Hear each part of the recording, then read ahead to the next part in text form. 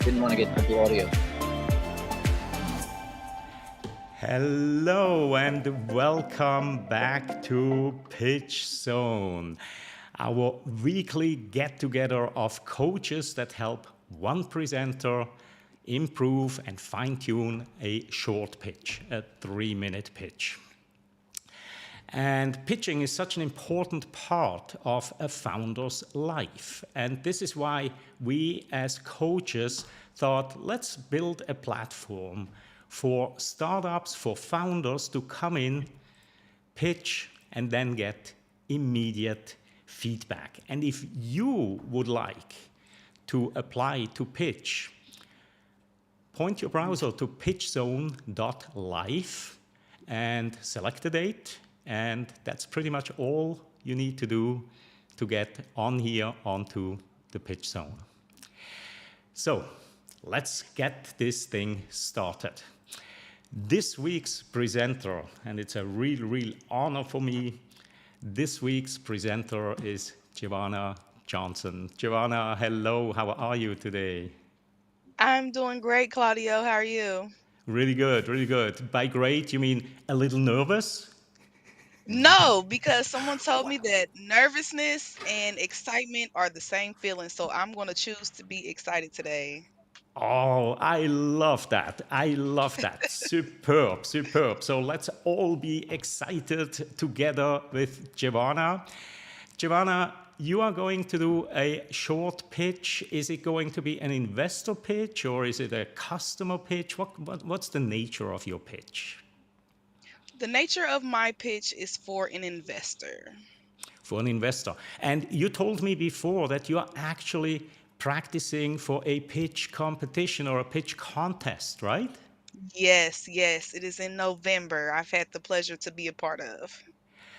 Awesome, awesome. So this is always really great for us if you have some real event coming up, right? Because that will help us help you, of course.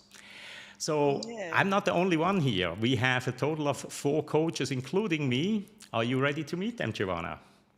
Yes, so excited. Yes. All right. So let's bring in Nathan Gold, a dear friend of mine for many years. Nathan, I consider him the top pitch coach in the world, hails from San Francisco, right in the heart of the Silicon Valley. Nathan, it's so great to have you on PitchZone. How are you today? Doing super, thank you. All good here in California? All good, all good. Yes. All right. So Nathan, I'm going to put you into the pitches Okay. or the coaches corner here. And All right. today, new on our team, well, kind of new in Pitch Zone here, is Scotty Spursum, also from California. Scotty is a language coach with a tremendous experience in the startup world. Scotty, it's so great to see you again. How are you? I'm fine. I'm happy to be back and see all of you. You just had a wonderful vacation, right? You were on vacation. Where did you go? I went to Europe to see our sons who are both living over there. So one's in Berlin and one's in England. So we were fortunate enough to spend a few weeks with them and made it back. Europe is a big place. I am from Europe originally. As if we couldn't hear, right? Where did you go in Europe? Oh, yeah, I didn't answer the question. Sorry. So we went to Germany, Italy, and then the Netherlands, went to Amsterdam. And I never been to Amsterdam before. No, so. I'm jealous. All right, Scotty, I'm also going to put you right up here and bring in our next coach, Michael Marchak. Michael is joining us from Chicago, Illinois. Michael, welcome back. It's always so great to see you. And, I'm glad to be here. Now, as you realize, you have Nathan, who is a world-renowned coach. You have Scotty, who is a world-renowned speech coach. And then there's some jamoke from Chicago who just happened to show up. So I appreciate you allowing me to hear your pitch. I'm looking forward to it. Yeah, you're just one of those hidden worldwide angel investors. Exactly. I just wanted to say, Yeah. understatement is the best overstatement, Michael. Michael, I always appreciate you on here because you are actually an investor. You are a C-level executive. You are an author. You are a speaker. So your experience on this show here is invaluable. And I really, really like that you can make time to time to join us here. I'm glad I'm here. All right. And then we have a couple of people watching us live on YouTube. We have GD, also known as Gilles. Let me make this a little bit smaller here. Now my OCD kicks in, so couple dots over, a couple dots down, and I think we are good here. And then we have Let's Go Viral. Yay. Let's Go Viral. She Thank is you. excited for you, Jevona, absolutely, and also finds that a language coach on our team is really, really cool. And then we also have Massimo Peroncelli. Massimo and I, we know each other. We live in Thailand. And Massimo is an entrepreneur as well. And he will definitely provide feedback as well. He has a very keen eye for slides. So I'm very happy that you are showing slides today because this gives Massimo something to sink his teeth in. Oh, yes. Thank you. Thank Yeah. you. And with that, Jill, thank you. Thank It, it, you. it really is a great, great team.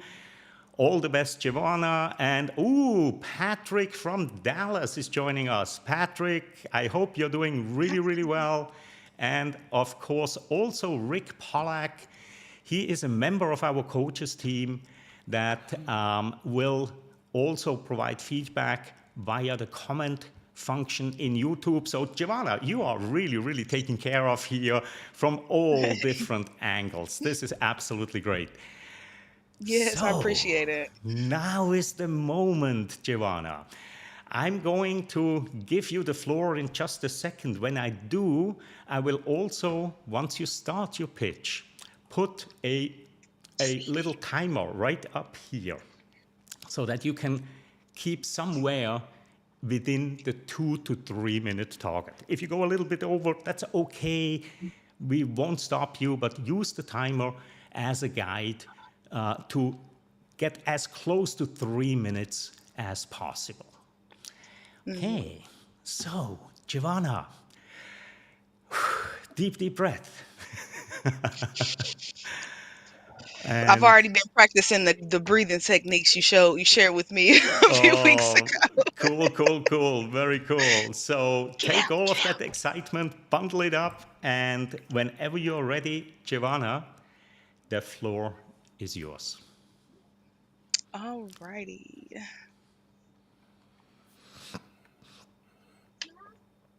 Can they see the slides? I'm not sure. I can't see them on my end. You want to start out with the slides? You can start with the Yes, slides. I would like to go right on into it. All right, cool. Let's go like Okay. that. Awesome. So, alrighty. Just whenever. Shh. Go get her some juice. Get out. Go, go, go. Yes, go, go. Malachi, get you something to drink. Bye. Okay, eat as much as you want. Go ahead. Take your Bye time. bye. Take your Close the door. time. Okay, Jevona, we're Sorry, okay. guys. It's all right. No, because my daughter will ask 1,000 questions, and so will my son. So I just let them go in there. Okay, so let's do this.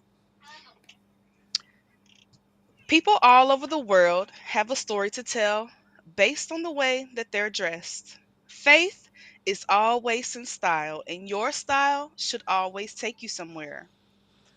But where's your style taking you? Hi, my name is Jevona, and I am the owner and founder of Fancy N Fleek LLC. I design custom faith based clothing, have fast production, and provide the flexibility to tailor a design to better fit you. I am reshaping the story on Christian apparel. You see, the problem is there's a shortage of stylish and trendy faith based clothing. There's limited designs, and sellers have a lack of spiritual alignment with God. therefore leading to a lack of spiritual inspiration and guidance. I am conquering this by spending countless hours with God through studying and research, using my fashionable knowledge to design with God in mind. My ideal marketers include influencers, mentors, and individuals with a genuine lifestyle of worship. One of my competitors has clothing that completely contradicts the mission, spreading the word of God. Here at Fancy and Fleek LLC, you can rest assured knowing that all apparel is 100% biblically sound. Within 30 days, I've created and published my own website, social media accounts, and designed over 100 t shirts for a comedy event. I've also identified my hottest selling item. Over the next 60 days, I will be promoting my website and expanding to shipping across the globe. The faith apparel industry has made over $4.5 billion a year, and it is projected to make 494.89 billion in 2023. Since June, I've been working part-time, averaging about $500 an event, and at this rate, my full-time projection is over $48,000 annually. I will continue to host at pop up shops to make revenue, hand out business cards, and to collect customer information for future marketing. Prior to starting my own business, I've spent 5 years hosting over 20 different pop up shops, gaining experience in marketing, sales, production, and fulfillment. Now it is time I take a leap of faith and start my own journey. Today, I am seeking $5,000 to purchase an additional printer, stock up on my materials, and to expand my work and storage areas. You can get connected with me by searching Fancy and Fleek LLC. Thank you so much for listening.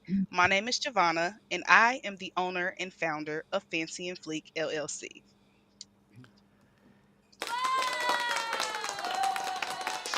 Wow, wow, wow. That was really, really impressive. Well, within the time as well.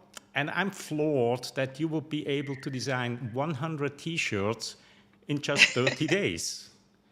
How do you do It it? took a lot of sleepless nights, that's for sure. Most of those nights I only got maybe 3 hours of sleep, if that. So I mean, and some of the other nights I didn't even go to sleep. So a lot of coffee, a lot of Red Bull. Love the tone, love the tone. Gilles mentioned in the comment here he loved the tone. Let me ask you one thing, Giovanna. Were you reading or were you just talking? Some of that I was reading just so I could make sure I stay on track. Because I kind of felt my jitters coming in, and so it helped me to have that to focus on, just to kind of get out of my mind for a second. Absolutely, absolutely. Okay, okay.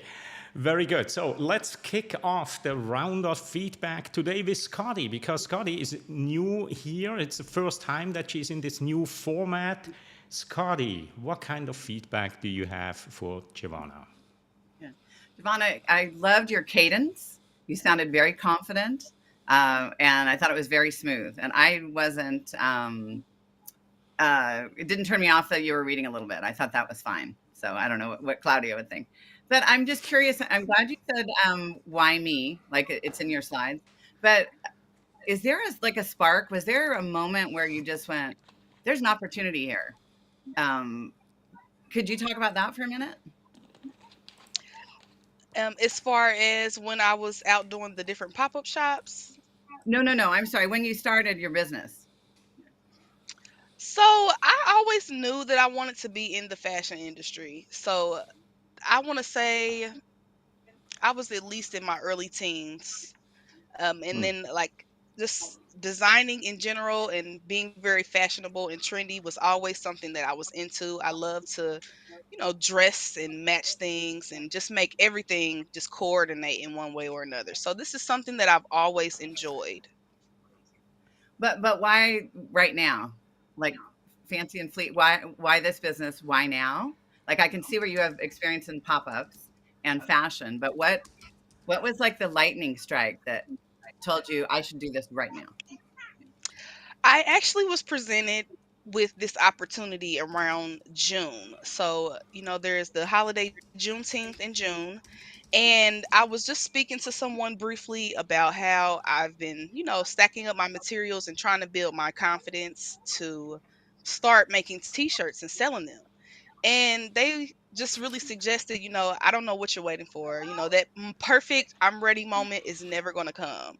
So they like, here, I have this opportunity. You can come be a vendor here. I want you to make at least 20 to 30 shirts and come sell. And then if you don't like it, don't do it. But I want you to at least try. So I said, you know what? I'm going to just try. I'm going to get it out the way. And if worst case scenario, I don't like it, then I know I can switch my angle up. So I did it. I stepped out on a whim and I really enjoyed it and I had great feedback. So I decided to keep going. Great. I just wanted to hear that. I mean, it would be interesting to somehow weave that in. Like the opportunity finally struck, and I Okay. was able to take it. And so in the last 30 days, I mean, you can just drop it in a little bit, because to me that's it really gets to the nexus of why like you're in a unique position to do this because you've been thinking about it for a long time, and you had the opportunity. Like the stars started to align for you, I think. So Okay. yeah. Okay. Yeah. Yeah. And then Write maybe that I'll pass down. it on to Michael. Um, what are your thoughts, Michael? Jevona, I appreciate your energy. Appreciate your desire to get this thing rolling. It's very interesting to see how you're doing that. A couple of things that I noticed that from an investor's perspective, as I look at your presentation, you mentioned the market of $600 billion, whatever it is. Oftentimes, that creating a size of a market like that is just like everybody in the world can have my T-shirt, and that's probably true. Everyone could, but what's your real market? Who are you marketing to specifically, and maybe create that a more realistic number of that target audience you're actually going after. Um, the other thing too is when I saw, first of all, the numbers that you showed, and then the numbers you had. Granted, you've been operational for a certain period of time. I didn't get a feel for sort of what your margins were. So, not knowing what that is as an investor, I have no idea if you're selling your T-shirts for $2 and it costs you $9 to make them, and you're going to lose money forever, and you just need more money to continue losing money. I don't know that because there's no information about what kind of financials you're doing.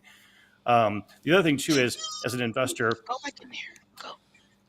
we look for scaling, and this is nothing specifically with you, but if I'm looking at this, I would say, is this a lemonade stand, or is this someone who's creating a lemonade formula that they're going to sell to others and ramp up the scale, and that's why they need an investor? You know what I mean? So as I look at the opportunity, bringing in a t-shirt business, while it may be very profitable in a small scale, ramping it to large scale requires a whole different viewpoint of how to do things, distribution, the manufacturing, et cetera, where you're getting them from, sourcing materials. So, are there opportunities for licensing your designs? Are there opportunities for doing other things that are more scalable, allowing you to grow more quickly? So, from an investor perspective, that's how I'm seeing things. And the presentation really didn't go into that part of the business and how you're going to approach scaling. The money you asked for, and I wasn't even sure how much it was related to, and I saw adding machines in there. I thought it was kind of funny. You're looking at a more small scale type of operational change, and I'm not sure you actually need an investor for that scale. Generally, investors come in when you really want to ramp up, and I can't scale it anymore myself, and you've run out of bootstrap cash. So originally when I wrote that portion there in the ask, I did kind of break it down into stating why I needed the printer. So do you suggest that I should keep that in there then? Because what I originally had was I was seeking the $5,000 to add an additional printer to keep up with production. So should I kind of keep it like that to kind of make it a little more specific, or you mean to go a little more broader than, like a little more wider than that? You do need to go into some detail, not intense detail, because this is the first thing, just getting me interested. So you're saying you're running right now. My annual run rate, not necessarily from June to now, but say my annual run rate is. That will help me understand what your annual basis, what you project it to be. But then also go into, when I'm looking for these funds, I'm looking for them to grow, and I expect to help that get to X, some other thing. That helps me as an investor know where you're going to use the money from a general perspective, but also how much you might look at. And from an angel investor perspective, $5,000 is I'd probably go to more friends and family at that point because it is a smaller amount. Generally, when you're looking at investors, they'll look at larger dollar figures because they're looking at a scalable business. Okay. Maybe the small business bureaus would loan small amounts also. I mean, I think a loan might be a good place to start here also, friends and family. Arnett, sorry to jump in. I hope that's okay, Michael. And then also adding on to what Michael was saying, if you can project out this year, this is what we need, next year, this is what we need, like what's your growth rate? Because we didn't get a feel for, Michael was getting to that, but we didn't really get a feel for how you see the business growing and your roadmap for doing that. Would you be going to Christian conference? You know, like what's your sweet spot? Is it all online sales or are you going to events or both? I don't know. I'm just throwing that out. So. Yes, I would be doing both. So I'm wondering if I should throw in there, because eventually I would like to go brick and mortar. So would that be kind of, should I just scale that in there as well? Or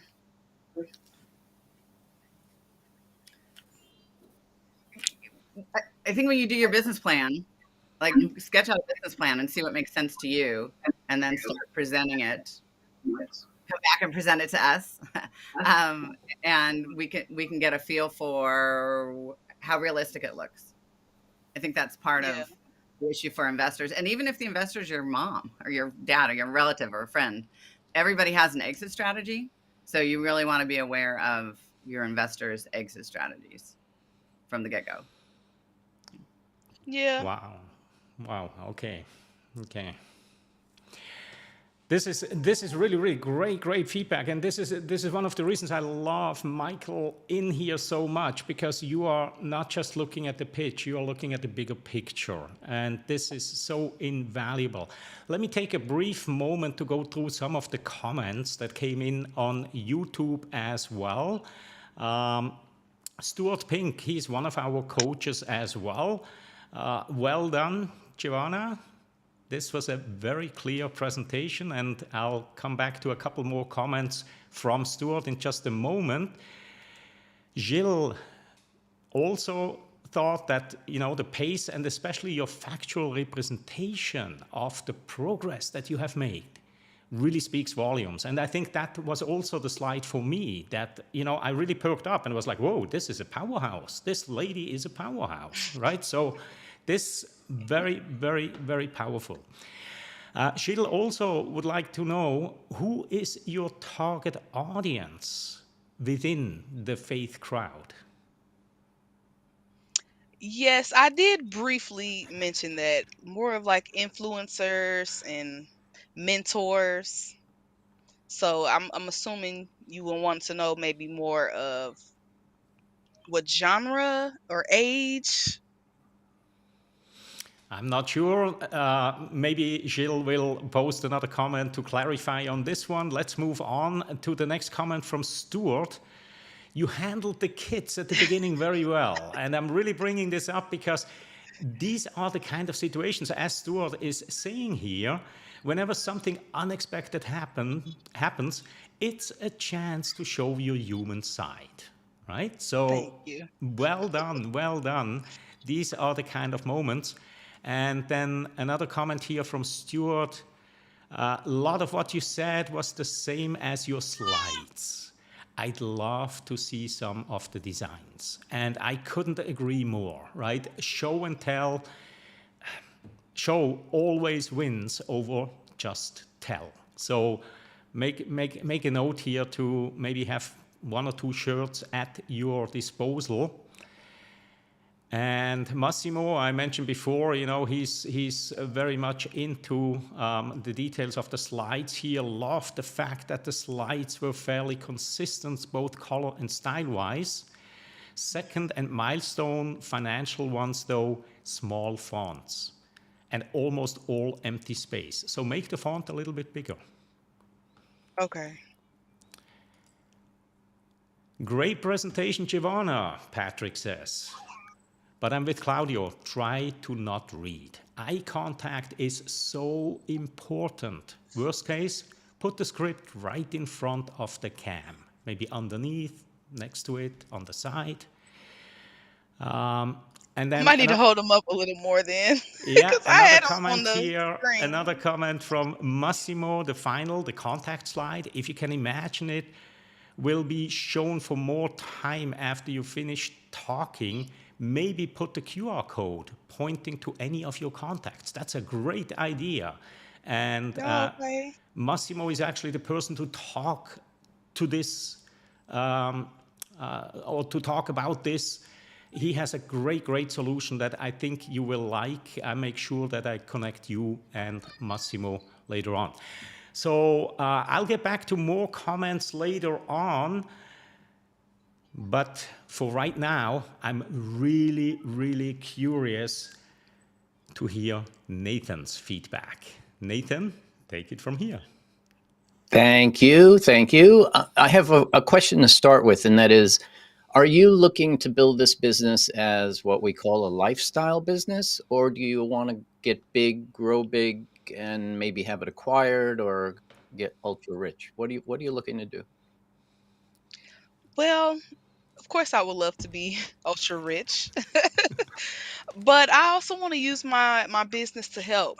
There's a lot of people, that you can come in contact with in a day, and sometimes you don't get the chance to speak to everyone. So, and I really would like to spread encouragement, spread the word using shirts, because again, you can't speak to everyone that you see in every day. And it just kind of helps to just share some positivity. Sometimes you never know what someone is going through, and so I want that to also be a part of what I do. But I would love to scale big. I would love to be a big corporation one day and have a bunch of employees. So Okay, so to that point, then it's kind of a decision you have to make in your mind when you start approaching investors, because today it sounded a little bit like a lifestyle business. And I think that's one of the reasons you heard some not pushback, but some real specific things that Michael was pointing out about what investors look for.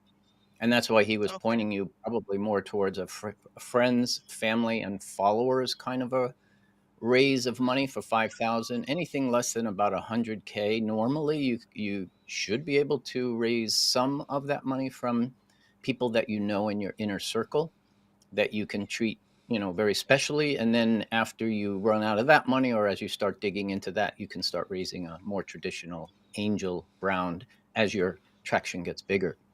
The traction is Ooh, really I what I want to, wish. because there wasn't enough discussion on it. And for what you're doing at the stage you're at, I would have loved to see more. And I really mean see more.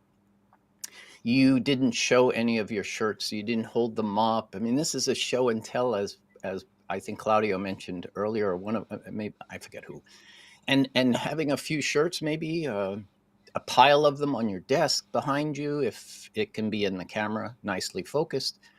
But your target market needs better definition, because you can't just say, I'm Okay. going to sell shirts to everybody who's religious out there or who's Christian out there. And so I feel like that piece of it could be a bit more granular for us to understand how you're going to grow the business. So more on the traction, because as Claudio said earlier, it was like, wow, you did all of that in so little time. What else can this powerhouse do for the world and the business? So keep it up. I feel like you're on the right track, and I'm really happy that I got a chance to see what you're doing today, and I can't wait to see where you are in, say, 6 months. Yes. Thank you. Thank you. All right, so let's go back to a few more comments here. Because Gilles was talking or asking a question, and he's clarifying here with, and what proximity to faith practice? And maybe that's not all that clear either. Is the influence of mentor crowd perhaps limited? Could then be a route to market rather be could then be a route to market rather than the market. I'm not sure exactly. So yeah, let's just move on here. And this is, of course, always the challenge with very short written comments that are coming in here. The one thing that I feel is running through almost like a thread through the entire thing here is the show and tell. And Michael, we have an internal chat as well. Michael was putting something in the chat here internally. Michael, why don't you take it from here? Sure. So one of the things that we've been said a couple times here is about your designs and the fact we would love to see more shirts. But honestly, the real star of the show here, the reason why someone would want to engage with you is because of your designs. They're the real intellectual property that you have. They're the star of the show because anybody can print a t-shirt, right? There's a lot of t-shirt printing businesses out there that'll do it for whatever. The reality is that you're looking at the designs that make a difference. And that's where that real value in your organization, your mind is in the ability to create these designs that people will want to purchase. So as you look at that, understand that that's where the value is and play off of that. Show us what you've got. Show us the value. Show us those designs because otherwise you're telling us about a business that can be generic. It's like saying, well, we make cars and our cars are good and I need more money to build cars. What kind of cars? What do they look like? Do I want to buy one? I have no idea. I don't even know what they look like. So go back to understanding that the design is your business. The mechanism by which you deliver that is your t-shirts, but it doesn't have to be, only t-shirts. Now you have the opportunity to do into stickers and clings and backpacks and on and on and on and on. This is a design that you can apply to a number of different things. So that's where the value is. And you need to focus on that as you're growing your business. Absolutely, Michael. And what you just said also is reflected in Rick's comment that I put on the screen here, right? Rick actually asks you, Jevona, what will happen to your business if a large manufacturer uses the same faith-based quotes on your clothing? You can't trademark Bible verse. So it really all boils down to, as Michael just said, to design, to the design in itself, right? Mm-hmm. Yes, it does. I'm not sure, you probably couldn't tell that they were actually some of my shirts. But I did have a few pictures. I wasn't sure if I would be able to, like hold up shirts. So that's why I didn't do that for say. But I did have a few things in there. Probably don't remember. I With probably 100 went through that fast, designs, the little with 100 slides. designs, you could have sprinkled them out throughout your entire presentation and we would have not seen them all, right? So that's what we're trying to say is that you've Okay. hidden your most valuable asset, which is your design, by showing us 2 of the 100. I'm just saying you've really hidden your Okay. value there. Oh, okay. I got you. Yeah, I Jevona, went all you need to do there literally is figure out a design on your slide where you can have a t-shirt on every slide. There were a lot of empty space on your slides, as Stuart mentioned earlier. So why not take maybe half your slide or a third of your slide and put a picture of one of your designs there and use the other 2/3 for the content, or vice versa. 2/3 for the picture and 1/3 for the content. And then we get to see a new design on every click. Maybe that's one way you can do it. Mhm. And the other thing I wanted to mention is, when it comes to this sort of thing, was it Rick that said, what happens if a large manufacturer does the same thing you're doing? Obviously, they won't steal your intricate design, but what about a logo? Where's your logo? Do you have a logo that eventually could brand you as, oh, that's a Lululemon piece of clothing? Everybody knows what a Lululemon logo looks like. What about if you had a logo that became that recognizable faith-based logo that, oh, that's a genuine Jevona shirt? Yeah. Okay. Because a logo is hard to design, but there's many ways to get them designed these days, fairly inexpensively, and maybe that could be the way your logo is always somewhere where they can see it, or it's part of the design. I don't want to tell you how to design your stuff, but maybe the logo is actually, where's Waldo in the design? Oh, there's the faith-based logo that right there, and maybe it becomes something of a curiosity generator. Okay, that's actually a good idea. Thank Yeah, you.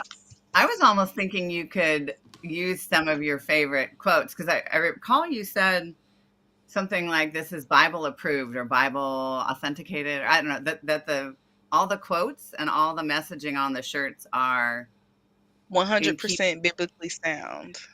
That was it. 100% biblically sound. Okay. Because that's obviously your sweet spot and your market. Could you use some of your favorite quotes to weave into the presentation? Like, I don't know, working hard, taking care of your neighbors, spreading the word. Which makes me feel a little bit uncomfortable because I don't like to be proselytized necessarily, but I appreciate that this is part of the culture. So you might want to be careful with that. I mean, like, but find the sweet spot for the quotes that make the most sense to you, and then you could show your shirts maybe throughout the presentation. I don't know, just one thought, or to get started. Like Okay. inspiration, divine inspiration. Maybe you had divine inspiration when you finally got offered this opportunity. I don't know. Might be a thought. To me, it would be an easy way to weave it in and then show your products. I looked at your website before the event, and I wasn't familiar with the word fleek, which might be dating me somehow, because I know it means fancy and beautiful. I guess it also means there's a suite of engineering tools, software tools called Fleek as well, which I thought was interesting, meaning creative. So I don't know. Just wording is always fascinating me. How did you come up with the name for the company? Um, so I originally okay, so before I say that, so Fleek is more of like what's the word?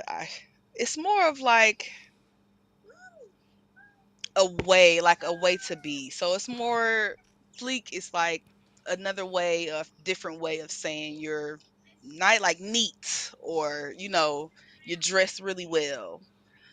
Um it's just a different word for the same meaning. So I came up with Fancy and Fleek. Actually, I was sitting with my sister a few years ago, and I was wanting something that is just catchy, and something that would resonate with originally at that time originate with those that I mostly come in contact with.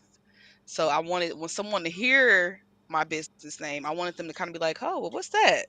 So that was kind of where I was going when I started this, but it just stuck with me. It's like, well, I'm fancy and I'm fleek. So it's like, when you're fancy, you're like upscale, and then when you're fleek, it just means you're dressed so nice to a T. So it's like maybe in another way to say dapper.